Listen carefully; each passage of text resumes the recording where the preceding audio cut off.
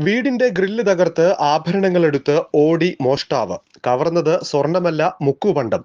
പരുതൂരിലാണ് സംഭവം. അക്കിടി പറ്റിയ മോഷ്ടാവിന്റെ CCTV ദൃശ്യങ്ങൾ പുറത്ത്.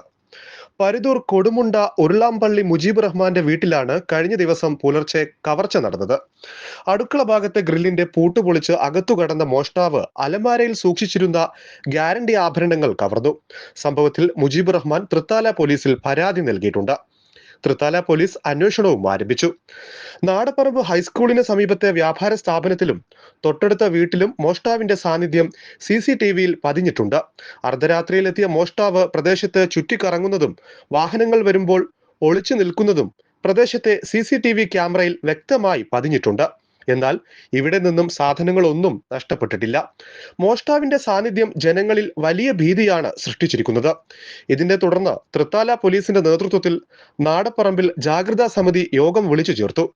മേഖലയിൽ പോലീസ് രാത്രികാല പെട്രോളിംഗ് ശക്തമാക്കണമെന്ന് നാട്ടുകാർ ആവശ്യപ്പെട്ടു.